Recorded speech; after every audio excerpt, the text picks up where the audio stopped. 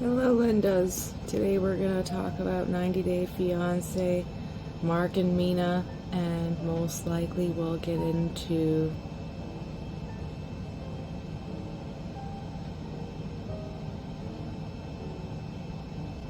Joan and Greg. In case anyone wants to hear about my hair odyssey, I'll talk about that in a later part, probably at the end. Thanks for tuning in. This is Rust Reality Recaps, where we talk all things 90 Day Fiancé, trash reality TV, and garbage human beings.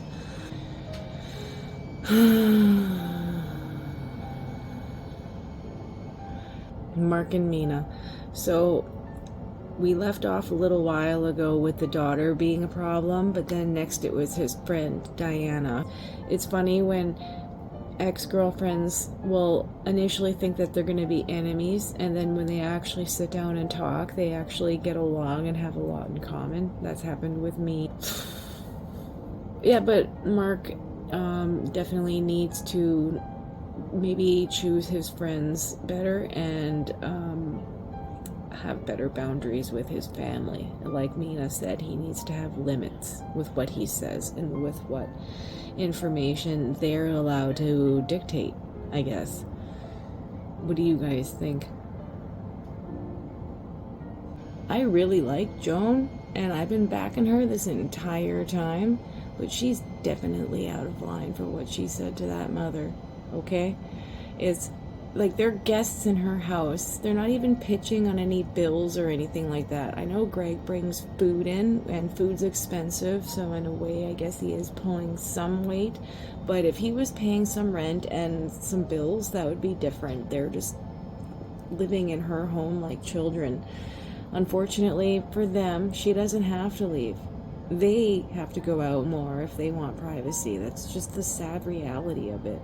But maybe she needs to whip Greg's ass to get him out of there faster, or maybe she's trying to piss the mom off so that their welcome will be worn out quicker. What do you guys think?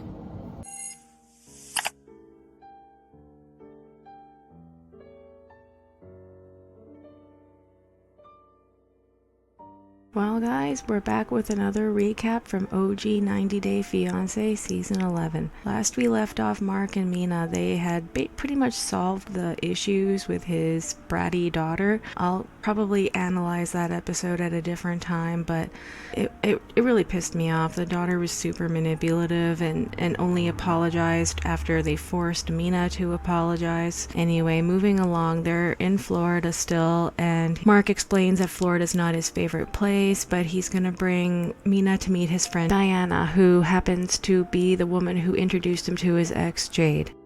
With Jade, and Diana's the one that introduced me to Jade. Naturally, Mina thinks this is a little weird of a relationship, but I think you'll like Diana because she's just a cool person. She's a lot like you. I hope by a lot like her, he means fashionable, poised, confident, bougie, beautiful.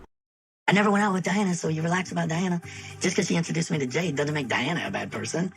As we meet Diana, we're going to discover she's quite the shit disturber. And I'm not sure if she's doing it in the name of girl power and sticking with women by ratting out Mark's behavior, but on the other hand, it seems very sly, as if she's testing Mina's reaction to the information that she's dropping. Peekaboo, I see you.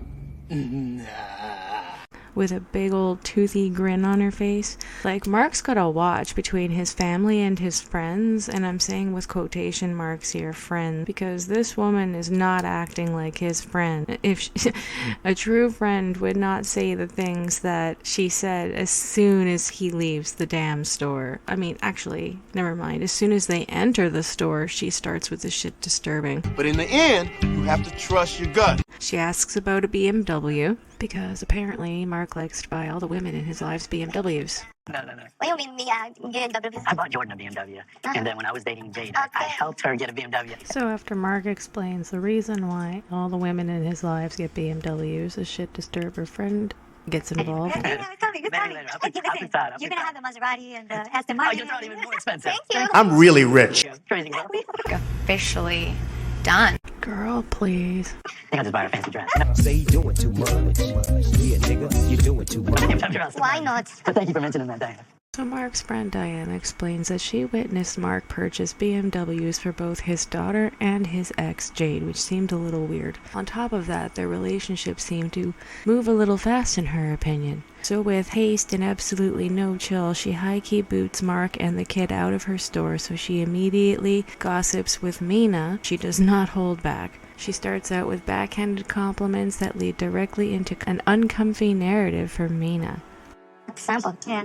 But I'm glad we're getting a time to talk because you have to understand, like, when he told me about you, I had my reservations about a lot of things. Mina's probably thinking, oh no, oh fuck, not another one. But I think I was more concerned about where he was mentally, if he was ready to even be in a So relationship. Diana continues shit-talking her quote-unquote friend, Mark, explaining how his relationship ended with Jade and how it seems like Mina is his rebound girl because she's just like Jade and or similar. Mina is uncomfortable and she doesn't know why Mark brought her to this shop.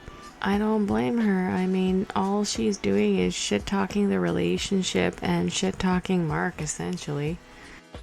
Yeah, with Jade. He said he never lived with her? He said no. She have a house. You two living here, but you never live together. So Mark told Mina that he never lived with Jade, but Diana says that that's not true. So yeah, I'm very confused. They were dating for like a month or two, and then it was fast, very fast. He moved her and her son.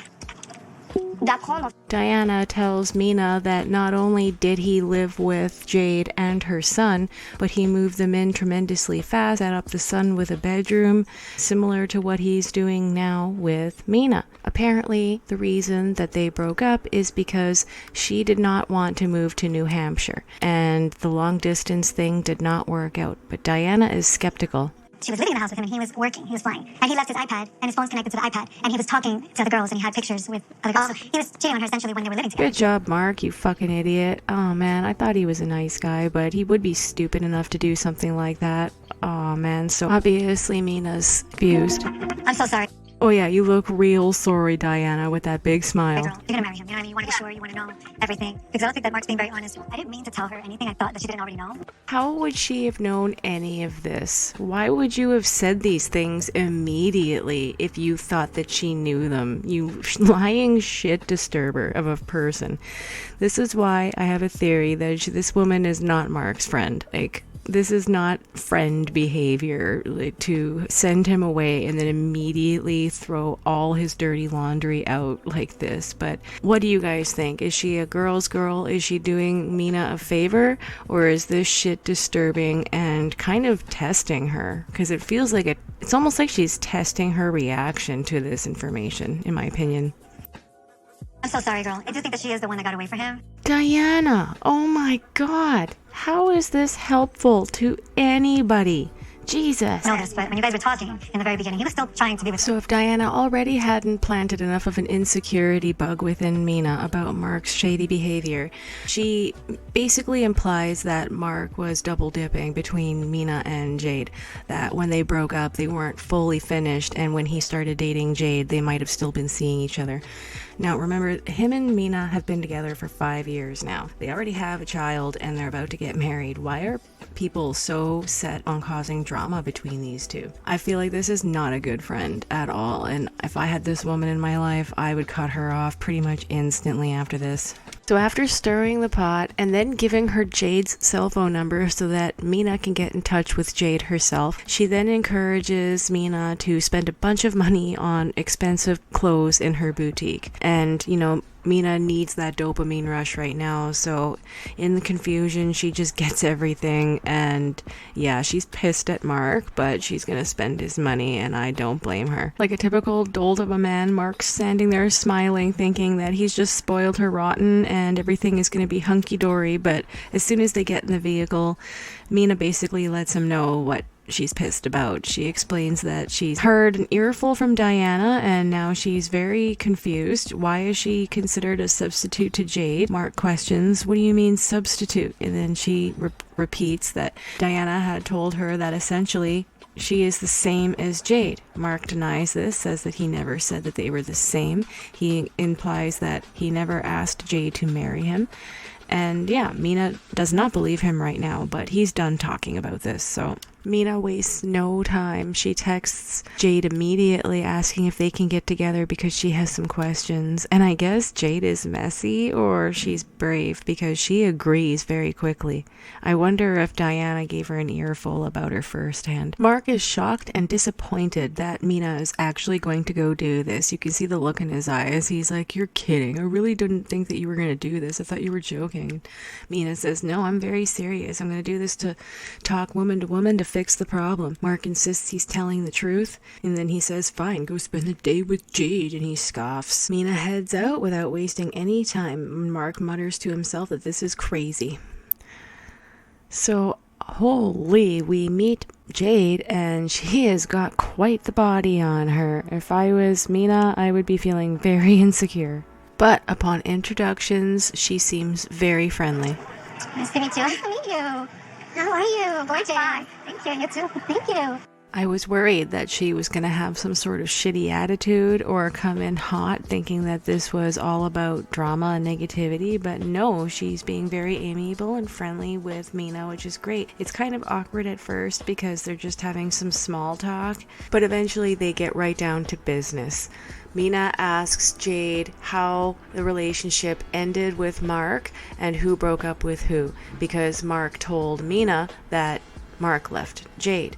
Jade actually informs her that it was the other way around, that Jade left Mark because she did not want to move to Boston. She also explains to Jade that Diana, the shit disturber, planted the idea in her head that maybe Mark had been seeing them both at the same time. Jade reassures Mina that while she is the one that broke up with Mark, they have nothing going on anymore at this point. She has moved on in a happy relationship now. Sometimes Mark would text her in the beginning to see how things were, and apparently when they first broke up they did try to do the long distance thing, but it didn't work out. So what was that, 5 years ago? Mark has been with Mina ever since. I think we're good, right? Jade says that there's a chance that she's the one that got away from Mark, but I'm not too sure about that. I think he just has a type, because he apparently never asked Jade to marry him, but he did ask Mina to. So what does that tell you guys? Apparently, when Mark was being a dum-dum texting another woman and Jade, saw it through the iPad which was connected, it was a friend that he was inviting to a vineyard. So do you think that was cheating, or do you think that was him just trying to go out with a friend and have a wholesome, normal, platonic time? It's never too much, girl. Yeah. And Mark is paying? Yeah, of course, not me. How much did you spend? I think 1,000. I would have done 2,000, 3,000. Take notes, boys. You want baddies like these, you need to have the pilot's salary. So the girls had an excellent time together. They save each other's numbers, and Mina jokingly says that Jade should come to the wedding. And all I'm thinking is, damn, Jade has a nice body. I would kill to have curves like that. Damn. Mina says that she can understand why Mark was with Jade. She's his kind of woman. And isn't it funny how that happens when two women that shared a man at various points can be so threatened by each other that sometimes jealousy and other nasty emotions can come out, take the better of us, or, make us lose our cool. But when we actually sit down and talk to each other and appreciate each other, we can end up becoming really good friends. Like, I've had that happen with a couple exes, if that makes any sense, in the past. Anyway, I'm nattering. So Jade comes home, and Mark is really happy that she came home and that she trusts him now. Yay, wholesome family hug. Blah. Moving on to Greg and Joan now. Last we left off Greg and Joan, she was giving him an ultimatum at the supermarket for not getting a job and being a lazy bump, telling him that she would go back to Uganda. Oh my God. I'm scared, of course. I've gained weight in just a few weeks. Greg is leg. I think I will eat better. But I feel like this is too thick. So Joan is already concerned after being in the US for a few weeks about her weight gain. I personally think she looks beautiful still, but I guess she's got a little bit of bloating in the belly area, and that's just good old American food for you, dear. Greg is willing to work out with her a couple times a week, so that is some good points for him. He's not entirely a lazy fat piece of crap. But Joan is used to a more active lifestyle living in Uganda. They have to walk through mountains just to commute to work and back. Let me stretch my legs a little bit. That was brutal. That was brutal, Greg? I thought walking through the mountains was brutal. You're just doing lunges in a park, bro. Come on.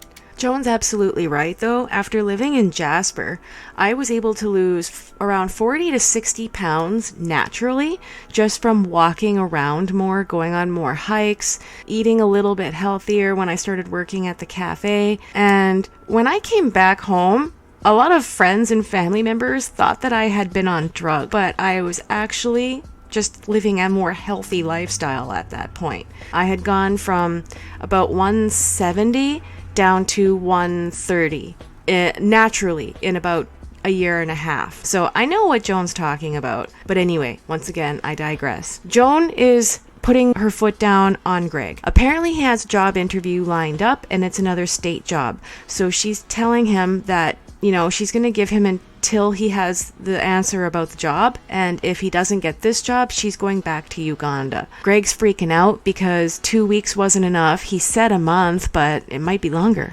Oh, baby, it really hurts that you would say this to me. But Joan is insistent that she needs him to change for their future. 2 weeks. If you don't get that job, I'm done. 2 weeks? That's not nearly enough time. We're talking about New York State here. That's not realistic. I mean, I might not even hear back from them for like a month, babe. That really hurts that you would say that. So Joan says, okay, a month. Let's wait back for that month then. And you can tell Greg is like, I shouldn't have said anything at all. Everything was going so good. But Joan's cracking the whip. It could even take up to a month. What can I expect for that month?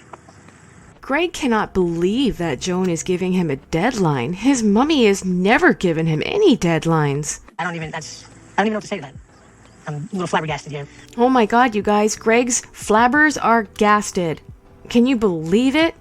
But Joan is like, you know, not only does she have the dowry and her family's approval to be concerned with, she doesn't want to have an unstable future and an unstable marriage. And so, yeah, she really wants to see Greg grow up and get them out of his mother's house. Greg reassures Joan that he's definitely going to get this job and that she's going to be proud of him. Moving along to the next day, Greg is preparing to go for his interview. The mom is like, oh, I forgot about that. And it's like, really? Your son is sitting on his ass all the time and he actually has a job interview and you forgot about that? Oh my god. So anyway, they're sitting around together and the mom figures, better put Joan to work. I have this huge basket of unmatched socks. Wouldn't you love to work on that with me? But then she explains to the camera that Joan's actually pretty good. She doesn't sit around depressed. She actually cleans, and Gregory never cleans, which I just find that so infuriating. He doesn't clean his own bathroom. What is wrong with grown men not being able to do these things? Oh my god, it makes me so mad. And yes, that right there is my biggest nightmare. A whole basket filled with unmatched socks. I actually have one of those in my house too. And yeah, I'm not dealing with that anytime soon. It's just there. If the kids get desperate, they can go find something. I actually made it a rule at my house that when you take your socks off, bunch them up together because I don't want to look for its pair. So Gregory's mother asks Joan point blank how she's adjusting to America and how she likes it. And then she asks her point blank, is there anything that you don't like? Tell me now, tell the truth. Joan is a direct person, so she tells her straight up, we need more privacy. You should leave the house more. And I mean, I feel like this was a trap because while Joan was polite, that was too forward, that was too direct, it was out of line. Oh my god. The audacity! I'll always be grateful for Miss Lucy's hospitality, but I feel like she's made it easier for Greg to stay in the house. Yeah, she spoiled him absolutely rotten, but Greg has this comfortable situation at home. I get that, but you're gonna sabotage things acting like this, Joan. As far as me being out of the house more, that just offends me a little bit, that's all. I 100% agree. I mean, it's the mother's house. It's her home. She doesn't have to go anywhere. They're the guests. They're not paying any bills or contributing. I know Joan's cleaning and Greg brings in food, but it's not the same thing as an equal roommate dynamic. This is her home and they're living with her like children. So I don't blame the mom for being a little hurt and offended by that comment. She feels like perhaps Joan might not be an appreciative person because she's tried so hard to open up her home and be a gracious host, and she feels like she might have to have a chat with Gregory about this. Now, is Joan rocking the boat? On purpose? Yes. She admits in a later scene with Gregory that she's doing this deliberately to test the mother's patience and probably to wear out their welcome a little faster to light a fire under Greg's ass. But because Greg is a grade A mommy's boy, he's probably going to take his mom's side and not actually see this for what it is, which is Joan trying to man him the fuck up. Thank you so much for tuning in on my little segment recap of Mark and Mina and Greg and Joan. Please keep your eyes out for more. I'll keep them coming. Don't forget to like and subscribe, and you can find me on other socials at Rust Reality Recaps. Thank you so much, guys. Take care. Bye-bye.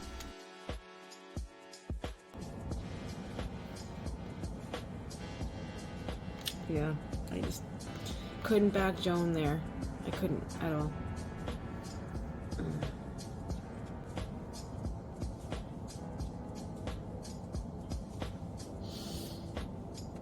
So the hair odyssey.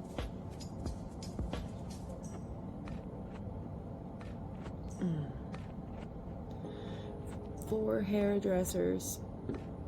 Every single one of them jacked up my hair. I don't know what their problem was. I liked my hair the way it was. I just needed some bangs that were okay, that were blended with the ripped out parts. They would have been short, but I wanted them blended, you know, short to long. And, you know, every single one of these hairdressers just had a real problem with this part of my hair. They couldn't help themselves. That was a part of my hair that I was happy with. It was up here that we were having problems. And I still ended up having to cut more of this myself. I know it's not even, but it's not even anywhere, so. I'm at the point now where I want to cut it all off into a pixie, but then I know I'll still have to go through this awkward fucking phase. So, I don't know, leave it alone or bleach it. I was considering maybe bleaching it again because it's all gone. This last chick, she made damn sure to cut most of it off. Not in the right spots.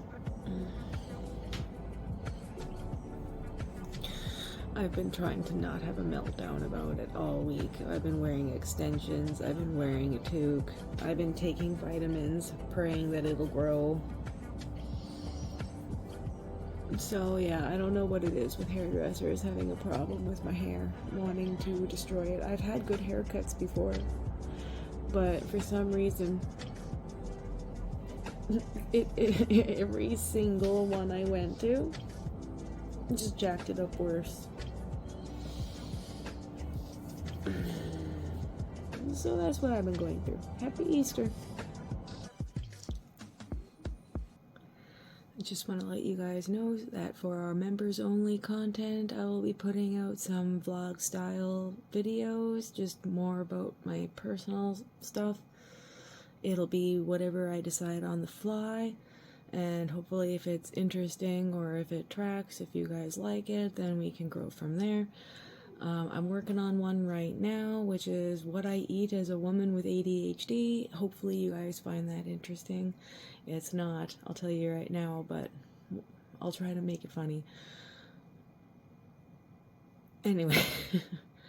And yeah, anything that I find that gets me into trouble that's controversial with opinions, political or otherwise, I'll make for members only.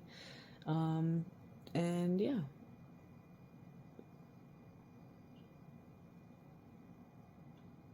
Those of you who don't want to be members, that's fine. Just subscribe. That'd be fine. I'll accept some supers.